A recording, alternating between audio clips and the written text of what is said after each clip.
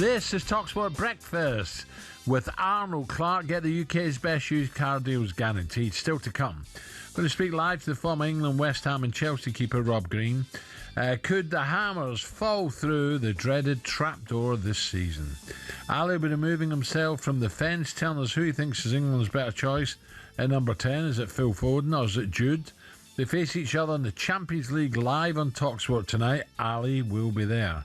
And we'll be bringing you more on that huge win for Liverpool last night. Arne Slot, as you can imagine, was delighted. And we know how difficult that would be over here because they've been so strong in this stadium, in the league, but definitely also in the Champions League. So it's a great result, like it was against Real Madrid, I think. And it's not funny, but it's the weird thing that we've had a few special results this season. So beating Arsenal, beating Real Madrid, beating Newcastle away, beating Aston Villa where they won 10 in a row and only lost against us. So that's why it's so surprising to see that we drop points in so many other games. Although there are multiple reasons, but one of them I just said. Ali, this is an interesting one. I'm just reading it and it says, this is from me to you. Do you think Liverpool fans underappreciate just how difficult the job has been from this season and his second season? When you think about it, you know, last year was incredible. We didn't expect that, did we? No. Excuse me, I think you're probably right, Alan. I actually do think there is an element in the Liverpool fans, I'm sure some of them will disagree with me. I think there's been a little bit of an element. He's became a victim of last season's success. There's a lot of people say Klopp's team and all that kind of stuff. Whether he did or not, they were magnificent last year. They really were. They were fabulous and thoroughly deserved to win that title the way they did. They've had a serious dip, Alan, there's no doubt about that. To the same extent that City did last year. I mean, people forget, City... Remember that period City went through? I think they lost something like 9 out of 12. It was unbelievable, the dip that they went through. And Liverpool are having a kind of similar dip at this moment in time. But I looked at them last night, I looked at their team, I looked at their bench, and I just think they've got far too many good players not to turn the corner. Whether last night, you know, is the start of the road to recovery will remain to be seen, but it was certainly a well-earned, well-deserved and well-needed result last night. Also, just a quick one, Spurs, look, 9th they're up to now, just behind Liverpool and Atletico. You know, could Frank turn this season round for Spurs? Why not? I mean, it's another one. Spurs are... The only thing I would say, Liverpool are on a run at this moment in time. I mean, take last night's great result aside, you know, they're on a really poor run and you're scratching your head, and Arne Slot will be scratching his head, just what's going on. But the one thing about Tottenham, Alan, unfortunately, is not this season. I think for as long as I can probably remember, they have been inconsistent, mate, for years. For years they've been inconsistent. Yeah. Their best 11 and their best performance is more than capable of beating anybody. But, you know, they lose games at home that if you're going to win a league or compete for the league title, you've just got no right to lose. You cannot afford to lose these games. It's the manner of style that they lose them. They're not just unlucky, they're sometimes awful. Yeah. You know, there's some poor performances, but at the same time, Alan, when they're flowing, and I said it last year under Ange, I mean, and the Tottenham fans wouldn't thank me for saying it, but you wouldn't mind a season ticket for Tottenham because you're going to get goals. They'll be flying in both ends. You know what I mean? There's no real consistency in the level of performance. But the game itself, is, if you're a neutral, is probably a great watch. It doesn't help them in their attempts to win titles and qualify for Champions Leagues. But I just think that's where Spurs are, Alan. I think Liverpool have got better players at this moment in time and will recover, to be honest with you. Yep, Champions League action doesn't stop. Another huge game tonight, of course. City head to the Santiago Bernabeu, but it's not just points that are on the line tonight. There's 2 English midfielders. We'll also be looking to impress Thomas Tuchel, who impressed Alan McCoist, by the way. He said he's lovely, and earned the place in the World Cup starting. Ali, who is more of a point to prove tonight, but I would suggest both have. Both want to, you know, I want to be better than him. And, you know, Jude will be thinking, I'll show him who's the boss. This is our home, the Bernabeu.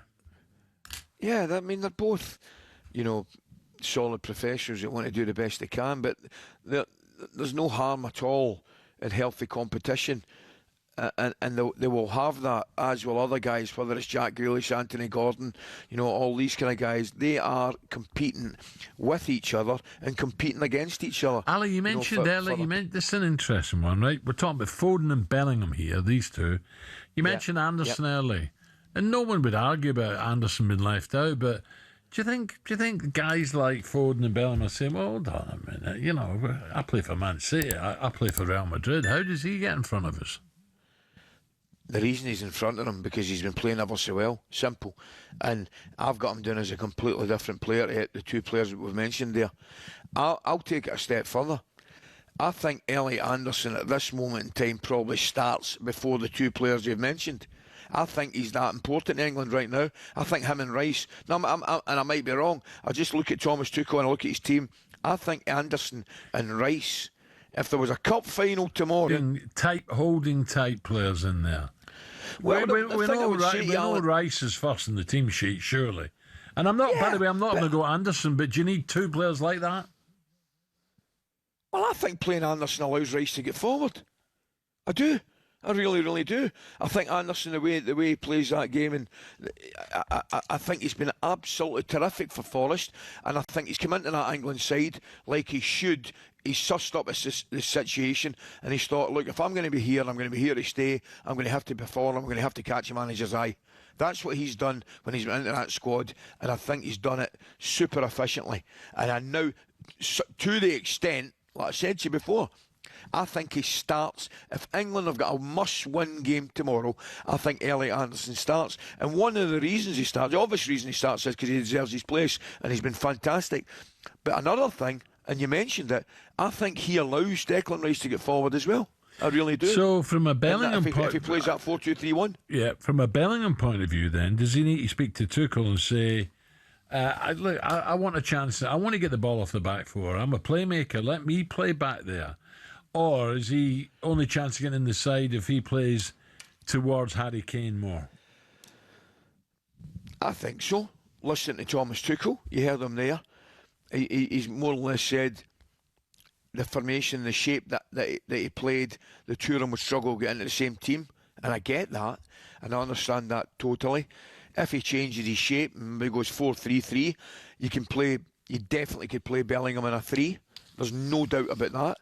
But if he goes with a 4-2-3-1, which it looks as though he might, if he's got Rice and Anderson sitting there, I think that number 10 position, I think Phil Foden is a little bit like Eberechi Eze, by the way, in the respect that he can play in a wide position, no problem at all, but I don't think it's his best position. I think he's better inside, whether it's in a 10 or whether he plays 2 10s or whatever it may be. But I definitely think he could do it no bother at all, but I think his talents, as is Eze's, I think their talents are wasted, stuck out in a wing. Now, the way that you listen to Thomas Tuchel there, I think it's maybe at this moment in time, looking at it, if he plays a 4-2-3-1, it's a toss of the coin between Foden and Bellingham. So it's a great dilemma to have from an England manager's point of view. I wish we had that choice, eh? But I'm not going to go to our players at Scotland, but what a choice he's got, Tuchel. It's frightening, that squad. Middle to front, Alan, England have got unbelievable quality. They really, really have. I still think their Achilles heel could prove to be defence. I really do. But that said, their middle to front is ridiculous, and it's a fantastic problem for Thomas Tuchel to have, I think. Yeah. Good, okay, right, coming up 9:15 on talkSPORT this Wednesday morning. Hopefully we'll have Jimmy Carr coming up in just a tick on the Sports Breakfast.